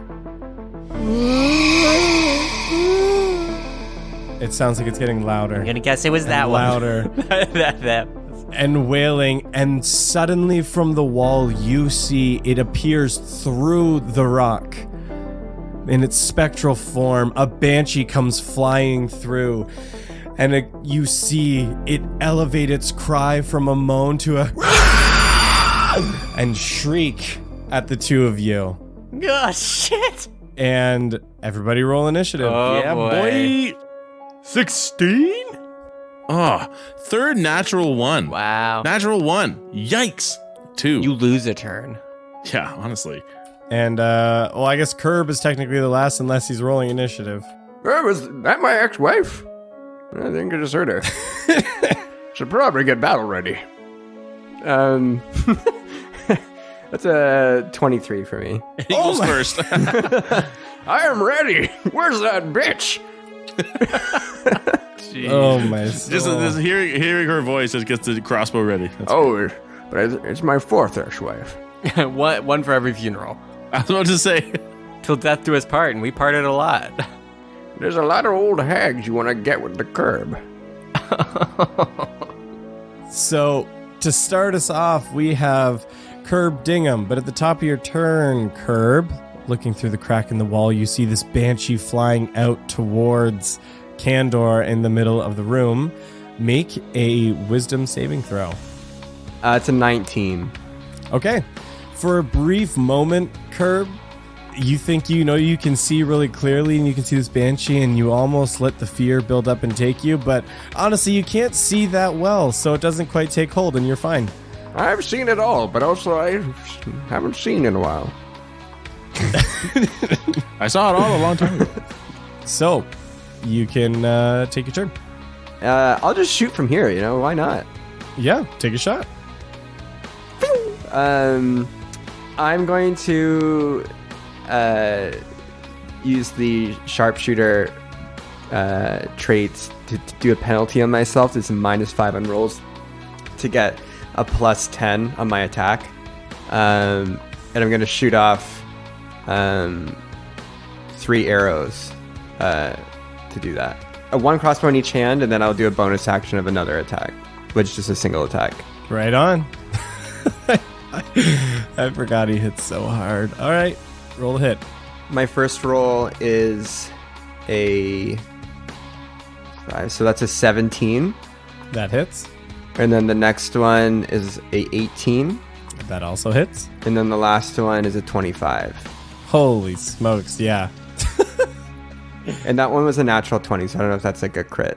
That's Of course it is. That's what he's worth. Curb is the most Oh my mean character gosh. you could ever make. And since so those are all hits. So all of my attacks get a +14 on each arrow. Holy cannoli. Because it's already 1d6 +4, but then you added a +10 with the disadvantage on the roll, so it's +14 Wait, did you get a natural 20 on the disadvantage? on the bonus action. They were all disadvantaged, so they were all -5s. So I usually get a +9, but I rolled a 20, so it would have been 29, but -5. I guess it's 24. Oh, I see what you're saying. Okay. So yeah, I'll roll damage, Connor. Yeah, you roll damage. Okay, so the first one is a 19 points of damage. That's the first arrow. Man, we're 5th level, by the way. The second one is 17 points of damage. So then the third arrow is 34 points of damage. Is it dead? Is it bloody? Is it bleeding Banshee blood? Yeah, you see all 3 of these bolts go piercing through this Banshee, and it reel back in pain, but you don't see it. It doesn't quite hit as hard as you think it would, Curb, but it definitely still hit. Did I hit it? Can you boys hear me? Are you okay in there? Oh my god! We just see arrows just pierce through, and the Banshee screams like louder. I think we're doing all right. Is it okay if I stay in here? You know, just in case. Yeah, do whatever, man. Just keep doing Whatever what you're doing, keep doing it. Yeah. This thing floated by in the water back here, and it's also piqued my interest. All right, Poro, you're up next. I would like you to first make a wisdom saving throw. 9. Oh, you are frightened of the Banshee as it's there in front of you in Candor, and you see it, screaming and wailing. You are afraid, and so now that you are frightened of the creature, you now have a disadvantage on attacks against the creature. I would like to clarify, I'm not frightened of the Banshee, I'm frightened of how this old man has such immense power. But okay, here we Nothing to go. be scared of. It'll be all revealed. It's like I just saw One Punch Man, basically. Okay, so I am a Master Maker Artificer, by the way. That's why I got the Battle Fist / Doomfist. So that means I can do 2 attacks. They're 1d10 damage, and they're a +1 magic weapon because I artificed my fist. And I also am going to put on a spell that I get with the Master Maker, which is normally a Paladin spell, but it's Thunderous Smite. So it does 2d6 thunder damage. So I'm going to roll those attacks now with disadvantage. I think you mean Thunder Fist Smite. Thunder. Yeah, Thunder Fist. Thunder Fist? Thunder Fist. All right, I tried. They don't call them sandwich artists without having a few tricks up their sleeve. 12. Meets it, beats it. You hit. You can't. I'm frightened, but I know how to punch. And your second attack? Could I interest you in another 12? No, I don't. I got a 5. Okay, so you do whiff on the second one. So just roll your damage. Okay. So that's 11 for the fist, and then for the thunder damage, that is going to be 7. Right on. So you do see this one smite attack hit, but kind of like you saw with Curb's attack, it didn't quite hit as hard as you had hoped it would. Sensei trained me. It is still there in front of you. And now the Banshee is up next. So the first thing that the Banshee is going to do, you recoil from the damage that is taken in just the single round from the three of you. And you see it start to curl in on itself, and it's twitching, and you feel something building within it, and you hear this wail, this booming sound wave of a wail come out of this Banshee. And I need everybody to make a Constitution saving throw. Ooh, okay. 5. 17. Okay, and Curb.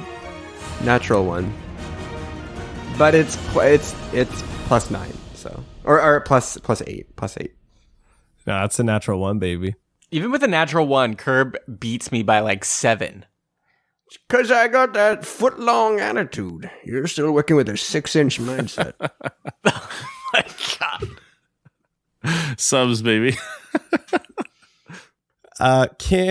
Candor, what was your save? 17. Okay. So, fortunately, a 17 does save. And actually, double checking as well, this ability has no effect on constructs. So, you are safe regardless, fortunately, at this time around. On a slightly worse note, No. Curb and Poro, you feel this sound wave permeate into your mind, and both of you drop unconscious at 0 hit points. Time for another nap. 0 hit points? Yes, so wail. The Banshee releases a mournful wail provided that she isn't in sunlight, which she is currently outside of the sunlight. This wail has no effect on constructs and undead. All other creatures within 30 feet of her can hear her, must make a DC 13 Constitution saving throw. On a failure, a creature drops to 0 hit points. On a success, a creature takes 3d6 psychic damage. Wow. Okay. Well, insta-kill. You got this, Candor. We really loosened the pickle jar on this I one. will note you're not making death saves. You're just unconscious at 0 hit points. Curb might have to. Wow. Crazy. But Candor, you were immune to the whale, and it is now your turn. Wow. What would you like to do? Okay. I am going to... Poro is right beside the Banshee. That is correct. Okay. I am going to cast Chill Touch on this thing as I start running up to it. And Chill Touch, I create a ghostly skeletal hand in the space of the creature within range, 120 feet. I'm going to make a ranged spell attack. On a hit, it takes 2d8 necrotic damage. It cannot regain hit points until the start of its next turn. Until then, the hand clings to the target. If it's an undead creature, it also had disadvantage on attack rolls against me until the end of my next turn. Okay. So I am going to use my 2 sorcery points. No, let me double check that. I'm going to use sorcery points. I'll check how many to make it a quickened spell. So I can do this as a bonus action. Okay. Oh boy. 10 plus 6, 16. That'll hit. Nice. Okay, 2d8. 16 points of necrotic damage against this thing. And it has disadvantage on attacks against me if it is undead. I'm not quite sure if it is. So it is undead as a Banshee. So you see this necrotic claw form out of the air from your sorcerer hand and dash towards the Banshee, and you see it claw into it, and you don't see it react in pain whatsoever. But it will have disadvantage on attacking you. Okay, DM, after I hit him with my Chill Touch, what I'd like to try to do is I want to run over, I want to pick him up, and because the Banshee has disadvantage on attacks against me, until the end of my next turn, I want to pick him up because he's a halfling, and I have a +4 strength. I want to pick him up, cradling around him, run away as far as I can, and use my action to administer my health potion to Poro. And to quote Curb Dingham from the last Silver Blades episode, I'm just going to say it to him quietly, drink it up. Drink it. Drink it all. Which ironically was also Seth's character, ironically. Okay, yeah, you run over. You'll just have to use half your movement to pick him up. Okay. And when you are carrying somebody, it does reduce your speed a little bit as well. But I'll say after your quickened spell, your potion, you pick him up, and yeah, you can get about 10 feet away from the Banshee. You are gracious to me, DM. Yeah, so because you're running out of melee range, the Banshee is going to take an attack of opportunity here and try and use its Corrupting Touch, which is a melee spell attack. But it does have disadvantage. That is a 14 to hit. Ah, meets it, beats it. All right, you got me. Okay, that's 3d6 plus 2 necrotic damage. That's going to be 8 points of necrotic damage. Ah! Okay, so now that you are running away with Poro in your hands as he's slowly climbing to consciousness, you see the two skeletons on the floor begin to slowly shamble, twist, and contort, and stand up in front of the heavily wounded Banshee. And they start chasing after the two of you. But unfortunately, with the time to stand, they can't quite reach you. But there are now two skeletons that are standing there. So, Curb, unfortunately, you are still unconscious. Got any more of that vicious touch? Whatever you were using. Is that what you're mumbling to yourself in your sleep? I can hear you. Okay, Poro, it's your turn. Adam, you healed Poro before with the health potion, and how much healing did he get? Let me check. 4, 8 plus 3, 7 plus 2, 9. Right on. That's 9 points of health for you, Poro. So, Poro, what would you like to do? You currently see one Banshee and two skeletons standing behind Candor as he's kind of running away from them. Candor, why did you heal me? What? You should have healed the old man. He's the one with all the damage. Actually, that's insanely true. Let go of me. I flop out of his arms. How far is Curb from me? Well, you've been running away for about 10 feet, so probably about 20 feet now. Okay. I'm going to use all my movement to get to Curb with seeing the skeletons behind me chasing. I run to Curb, and I look at him and I'm like, old man, we need you! And I'm going to cast Cure Wounds at the second level. So I'm going to heal him for 20 damage. Right on. Nice, dude. Nice. Curb, like receiving a shock from a defibrillator, you feel those 20 HP just burst into your body as you come back to consciousness. Clarissa, is that you? No! Like a kiss in the night, you thief. You just got to survive until your next turn because we need you to do something. Oh, man. I thought that took me for a second. Shame. But this is how it goes. He gets up. You don't become a tier 4 silver sailor for nothing. All right, so after Poro is back to the Banshee. It seems like you guys made it through most of the danger here with the whale. But now you see the Banshee. It is going to continue to fly forward towards you, Candor, and it's going to attack you again with its Corrupting Touch. It still has disadvantage until the end of my next turn. Oh, you are so lucky. Oh. It's a natural 20. Ugh. That's fine. That's another 15. Ah, okay, gets me. You robbed a natural 20 from me. I'm so mad. That's how it goes, man.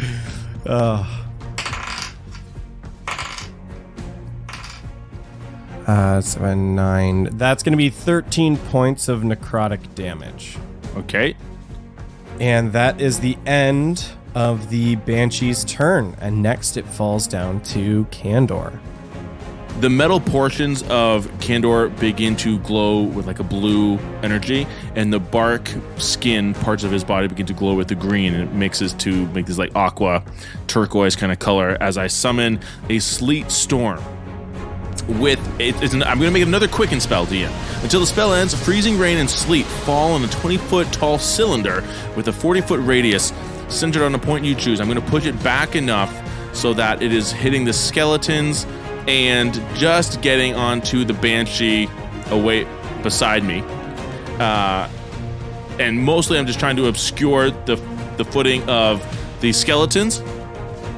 And then I'm going to, with my remaining action, because I turned the sleet into a bonus action, I'm going to cast Mirror Image on myself. And basically 3 more of Kandor appears beside him, and it'll make it basically really hard to hit me as I stand as a wall of 4 Kandors are all there. And I'm going to end my turn right there. Okay.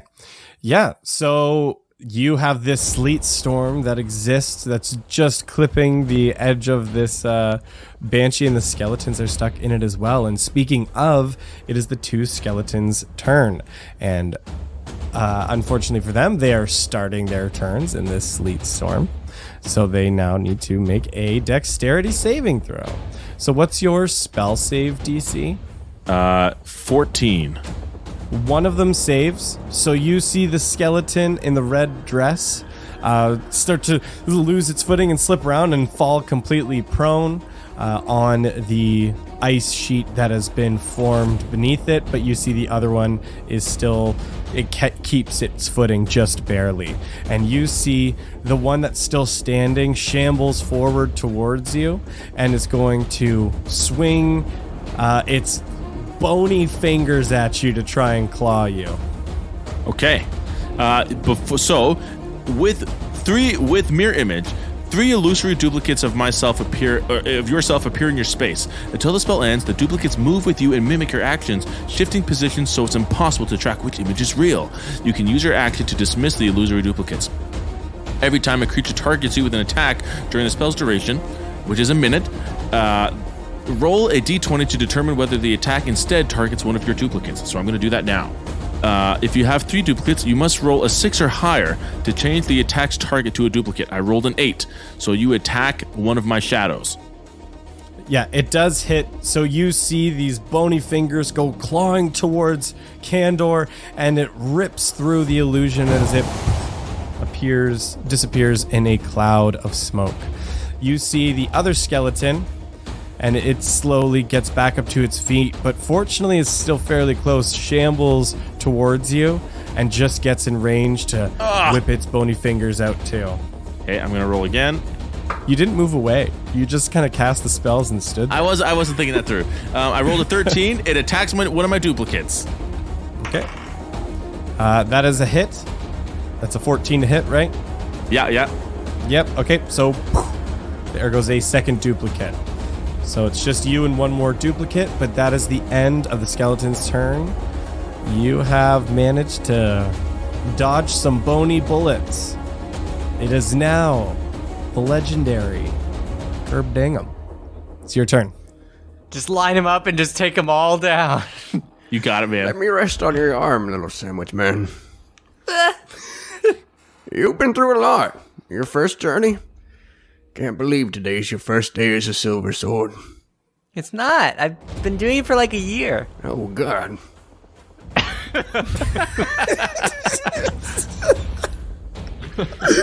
It's silver blades. Well, it's fine. Whatever. I'll be dead soon. Doesn't matter. You're talking to God. There's no God. There's only Curb Dingham. And then I aim. Okay, what are you aiming at? I'm assuming you're doing 3 shots again? I'll do 5 shots. I'll do an action surge as well. Oh, she. So action surge just means that I get to do my 2 actions again. So that'll be 5. I'll do the -5 penalty as well again. And then we'll roll. Because I'm leaning on Hobo, it should be advantage for sure. It will not be advantage because the area is slightly obscured by a sleet storm. It would. What are you targeting? Are all 5 shots going to the Banshee? I'll do 1 shot towards the Banshee, and then the 4 shots split between like 2 and 2 for the skeletons. Okay. The first shot's at 22. So, sorry, what? Can you give me the order of the shot? So the first shot, where's that shot going? The Banshee. Okay. So shot on the Banshee hits. Second shot. The 23 on the skeleton. First skeleton. Yep. Next one is at 9. That's on the first skeleton again. That does not hit. Then the other one is a 18. That hits. And then that's on the second skeleton. And then the other shot for the second skeleton is a 23. Yeah, that definitely hits. So 1 shot on the Banshee, 1 shot on the first skeleton, 2 shots on the second skeleton. So you can give me the respective damage for that. Okay, so the Banshee shot is 20. Okay. And the one for the skeleton is 16. And then the one for the second skeleton is 19 and 18. So... Oh my goodness. This shouldn't be allowed in D&D. It shouldn't. Like the fact that you can build a character like this at such a low level is absolutely bonkers. Yeah, the next time we're doing a one shot for the Discord, I'm banning this class. Stand still, pastrami. Okay. So you see the 5 crossbow bolts go flying through the air. You see the first bolt hit the Banshee, and it's a good hit, but again, it doesn't do quite the damage you think it should be doing, and the Banshee's still there. The second bolt hits the first skeleton, and you see it kind of slash through the part of its skull, and you see it crack and bone shards explode out, but it's still barely shambling and standing there. And the second 2 bolts that hit the second skeleton, you see it go boom, boom through each of the eye sockets as the whole skeleton's head basically explodes into bone dust, and that second skeleton collapses. But there's still the Banshee and the skeleton that remains. Well, pastrami, I guess I'm getting a little rusty. It's up to you now. I've learned, Sensei. I've learned. Curb, you know, at the beginning of this adventure, I thought you were just a crazy old man, but now I see the wisdom in your ways. The wisdom of true damage and power. Spread a little mustard on it. That's exactly what I'm gonna do. I have to speak in sandwich terms with you, you know. You don't have to, but I appreciate it. It's what you know. Poro, make a wisdom saving throw. Never mind, I might fail this and then everything's ruined. Please. 18. You succeed. You are no longer frightened by the Banshee, and you are now immune to its horrifying visage. How could I be scared when I've got Curb next to me? A literal god slayer. Meatballs don't belong in subs, no matter what they say. Candor is pretty awesome too, but I think we have to agree. We just can't match. We can't. No, you look at Candor and he just gives you that understanding nod. Yeah, true. Yeah. I can't do that much output. Well, time to put a little mustard on this one. What is this kid talking about? I'm going to... What an abandoner. It deserts you. I'm going to use a level 2 spell, Heat Metal, on my fist. And I'm going to take 2d8 fire damage when I do it because it's touching me. It's literally my arm. Isn't that going to knock you out? This kid's crazy. I didn't teach him this. Roll damage. Yeah, but wait. Oh, wait. Here comes... He's literally taking... He's asked me if I wanted it toasted. And I thought he was talking about my sandwich he's been making me. This is a trick I learned to toast sandwiches in my hand while eating them. Yeah, I have like 9 health, but I'm going to... It's 2d8 fire damage. However, I am also going to, as a reaction, use Absorb Elements. So I half it. And I get an extra 1d6 damage on my next attack. So what I want to do is with my last attack action here is go up to the Banshee, running up with my heated metal fist. I will take the 1d8 damage because it halves it. It'll be 4 damage because I got 8 combined. So 4 damage I'll take, and then I'm going to run up and just try and punch the Banshee with not only the fist, but the heat metal damage onto it, and also the Absorb Element burst. And that's my cool move, that the whole reason I made this character. One shot! Say mustard! Boom! One punch! 9! Damn it! 9 total? 9 total. I guess this is what they mean when they say $5 footlong. Someone yell inspirational quotes to me so I get one more shot, please. I did so much for this. DM, I can do a spell called Empowered Spell, where I can it's really meant for me, where I can let someone re-roll damage, but can I use it? Can I use my spell slot to allow Poro to re-roll his damage? No. Guys, yell inspirational quotes until he gives me one. Curb, say something quick before my turn ends. Inspiration point. Poro, you are so inspired. No, it's not over. And Somebody literally say something. I believe in myself. I'm going to try and punch again. Let me Mentality. are literally on.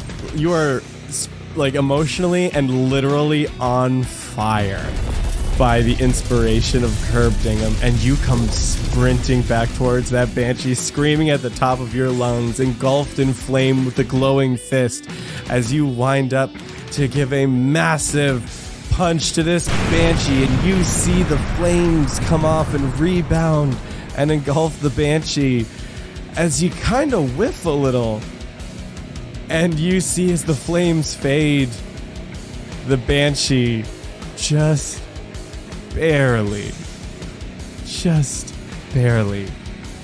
holding on to life in front of you. Don't look at me like that, Banshee. Don't look at me like this. I'm better than this.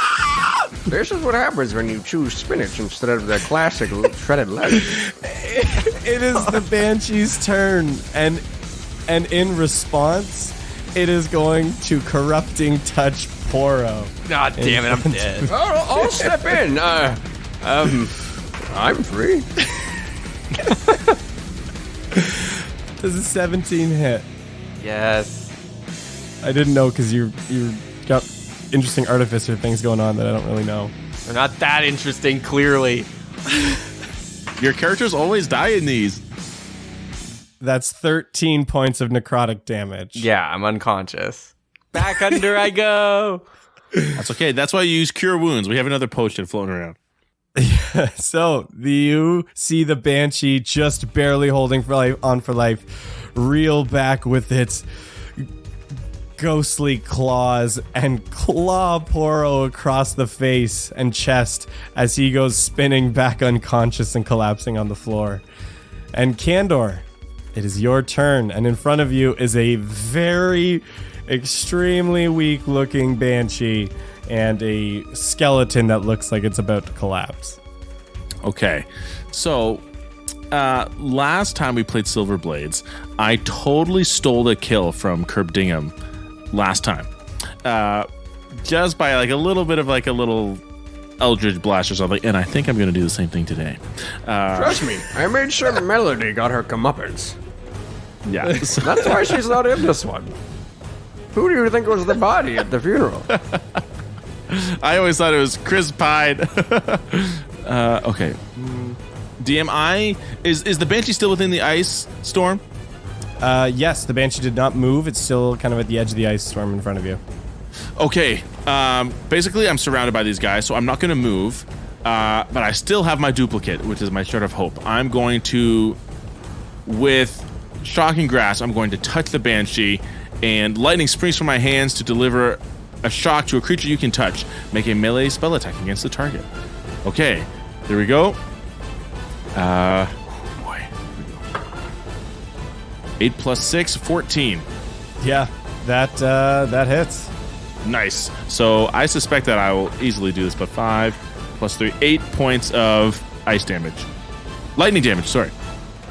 So you reach out with these lightning charged hands and you kind of reach into the core of this banshee and you let off this burst of lightning energy and you see it kind of evaporate through the banshee as you see it shriek one last time as it slowly dissolves into a mist and falls away. And as you do, you see the other skeleton just collapse along with it, as you guys have slain this banshee. But unfortunately, your friend is bleeding out on the ground. What I'd like to do is, this is remarkably similar to the last one. I'm going to get down on my knee. I'm going to search through his belongings. I'm going to grab his health potion, drink it up, and I'll administer that one as well. Chug, chug, chug, chug, chug. Roll, give him health. Okay, cool. 2 plus 1, 5 points of healing. Poro, you breathe in the somewhat fresh air of this cavern, and you are alive again. Why does this keep happening to me? I walk up to Poro. It's because you're not choosing Swiss. It's that cheddar. You see, when you choose Swiss, the juices go through the cheese and all the way to the bread. Soaks in. I hope you listen. And I hope you take that to heart. I do. I'll always make my sandwiches soggy from now on. Good. Well, all right then. Let's go get paid. And then go get some sandwiches. So after regrouping after this very hard-fought battle with the Banshee in the depths and clearing the fungi from the Underdark from the obstruction, you make your way back out of the aqueducts and back to the city. And as you do, and you get towards the city center, you see it is a celebration. You see people are like splashing water around. People are cheering and celebrating and so excited that the water has returned as they are now saved. And the three of you are the saviors for these people. And you make your way through and people are thanking you and cheering. And you make your way back to the Pendleton estate, where you're greeted again by Thomas Pendleton, who, for the sake of brevity, earnestly thanks you for your service and in doing this. And the three of you get paid handsomely by the estate in saving the town of Dockenshire. What happened to your butler? Oh no. She didn't make it, did she? The water. We didn't make it in time. No, she's quite all right. She's out kind of celebrating in the city as well with everybody. They're absolutely ecstatic that you guys have been able to do this. Like, we cannot thank you enough. I'm sorry, I should have asked, what was the problem? Well, it should be another 10 minutes. No problem. The problem was your greed. Take that to heart. Lesson. Do you have any sandwiches? Yeah, I mean, we can definitely get you a sandwich inside. Would the three of you like to come in for a sandwich? We'll take it to go, preferably within the next 10 minutes. Totally unrelated, by the way. You ever heard of people falling down wells? Oddly enough, yes, actually. In pouring through my grandfather's journals. Did you find something down there? Nope. Not a thing. Why? What makes you ask? Well, you were just asking about someone falling down a well. And you keep asking if we found something down there. What do you know? Listen. If there's one thing you should learn and that we all learned today, is if you push somebody down a well, make sure they're not good looking. Only kill the ugly. Amen to that, sister. Because otherwise, we got a whole other problem. And for some reason, there were 2 of them down there. 2 pretty people. 2? Nothing. We didn't find anything. Oh, that's right. If hypothetical. Well, we found enough to justify you paying us. But also nothing. No, Cash subs on our way. Thank you for resolving that. I know that my family thanks you dearly for resolving that issue down there. What power level does this guy look like? Like what's his CR rating? Just a dude. He's just living. I'm going to give a sly look to Poro. Now's our chance. Are you just going to kill this guy? Well, then I'm going to look at Curb and say, you were planning on having another funeral, weren't you? The butler will do.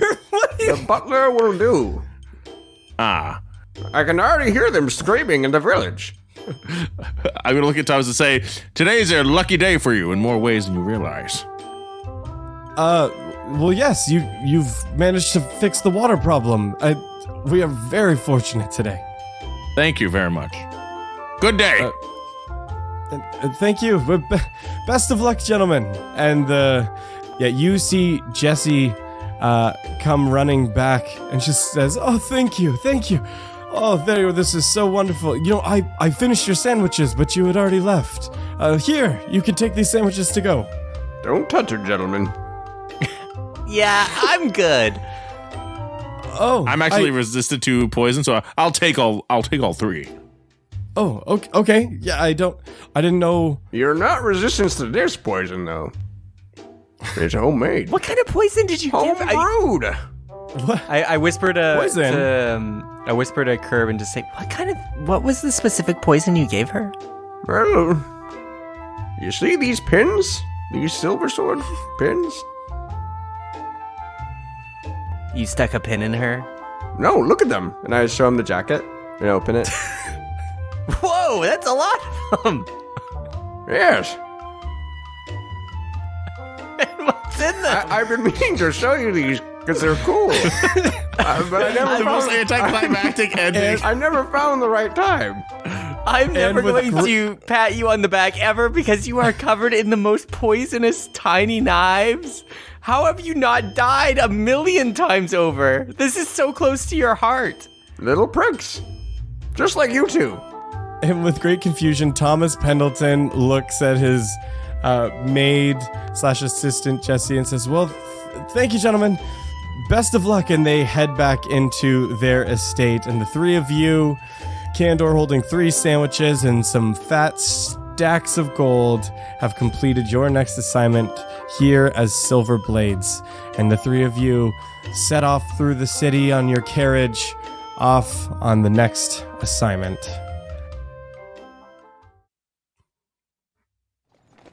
Hey, Candor. Yes. Now that we're heading back, and we're kind of already a team, think we should add Curb to the squad? Well, I'm always down for a footlong mentality. Curb, what do you Curb? Oh. Wait. Where'd he go? 2 arrows Curb! pierce us from behind. Just kidding. Curb, where'd you go? I'm under here. Oh, jeez, I thought he died again. I thought he was gonna do it. And no, geez, I work alone. That's her. And that's, yeah. And that's where we're going to end the episode. I work alone. Thank you, Connor.